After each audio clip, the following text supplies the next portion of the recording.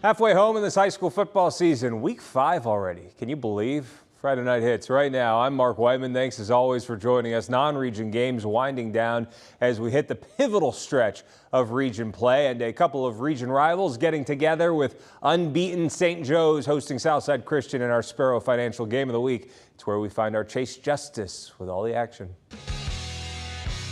It's rivalry week in South Carolina's Region 1A Division 1 as St. Joseph's Catholic plays host to regional foe Southside Christian. St. Joseph's Catholic enters tonight's matchup a perfect 5-0 on the season, while Southside Christian sits at 1-2. We'll get this started in the first. Cade Alt tosses up the pass to Michael Poinsett, and you just got moss. The Knights take a 7-0 lead halfway through the first, and the home crowd is feeling it. Ensuing drive for the Sabres, senior running back Silas Robertson polishes off the drive with a 5-yard touchdown run. Southside Christian even things up at 7 apiece. Back and forth first half continues. Following a Carson Bulleman touchdown for Southside, St. Joseph's Cade Alt says, anything you can do, I can do better. 45 yards to the Big Blue House, and the Knights take a 14-13 lead late in the first half. Fast forward to the fourth quarter, Sabres up 21-14. Lucas McKinney shows a little shake and bake, reverses field and hits the gas for the 30-yard touchdown to put Southside up 2 scores, 28-14. Following a turnover on downs by the Knights, Eastside transfer Paul Coben dumps it off to Colby Centel, who does the rest. That would be all she wrote. Final score, Southside Christian 35, St. Joe's 14. I'm proud of our guys. Mainly I'm proud of execution. That's a really tough offense to stop. They do such a good job with it.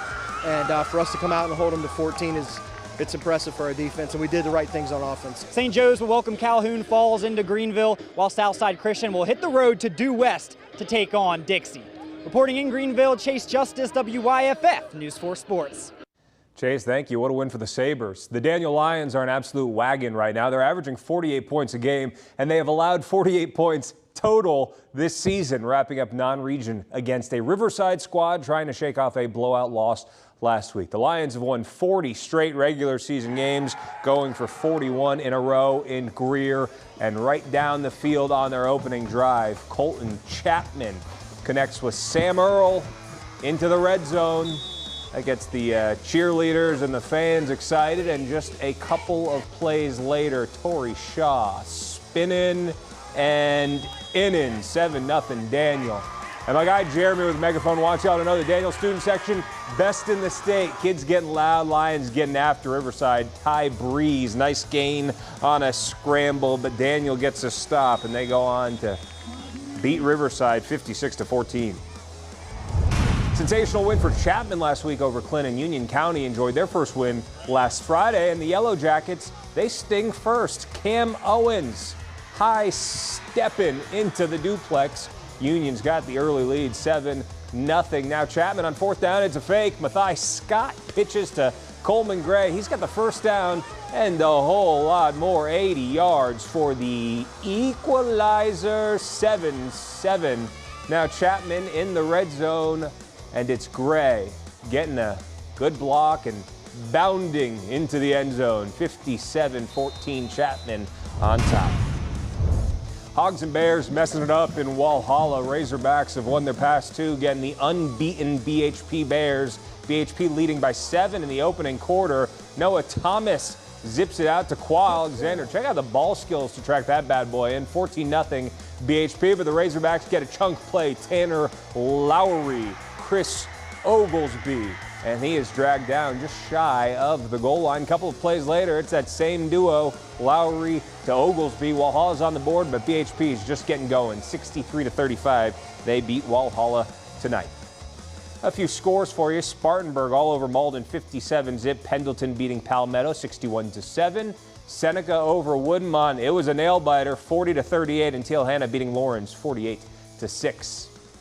Rivalry night in Pickens County, a throwback rivalry, as well as the Pickens Blue Flame welcomed Liberty. The Red Devils hadn't started 3-1 since 2017, looking to spoil homecoming at Pickens. Liberty up 7-0 in the second quarter on the 2. That was J.J. Hernandez getting in. Red Devils extend the lead to 14, but the Blue Flame flickering. Pickens Carter McCollum to the Mojo Dojo Casa House cuts into the Liberty lead, but the Red Devils respond.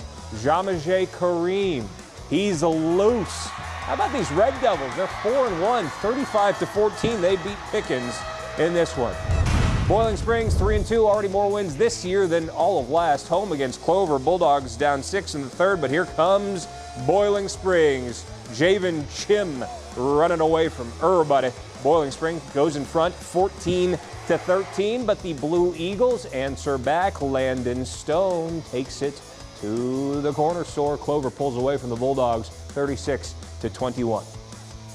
Gaffney closing up their highly competitive non-region run in the Lowcountry tonight against Fort Dorchester. Knocked out the Patriots in a 4-point win in Gaffney last September. Getting the TV treatment in Charleston tonight, delivering a classic. Tied at 27 in the third. Gaffney goes to the run game. Jaden McDowell to the outside and in for 6. The Indians take the lead. Now it's tied again, 34-34. Riley Staten, Amazon Littlejohn drop it in the bucket, make a wish. Gaffney goes back in front, and that is where they'd stay. Check out this interception by King Dowdle. Hello, 48-40, Gaffney on top.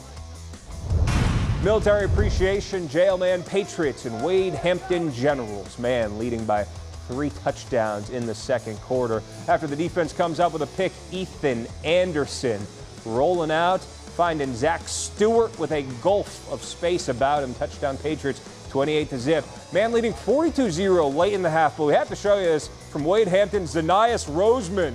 Put him in on angry runs. Give him the scepter. The defensive lineman dragging the militia, but it's all Jailman here, 49-0. Roseman gets the nice play, though. That's a fun one right there. We're going to take a quick timeout. Plenty of football still to come, including Westside's trip to Greer. But first, a staple here on Friday Night Hits, Mic'd Up tonight with Westside head coach Brian Lane.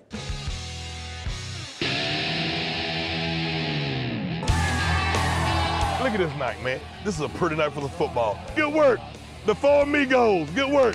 Whatever you got last year, I'm gonna double it. I might triple it since you plugged it up right here. But that was only a 5-yard face mask. Yeah, I like it right now, coach.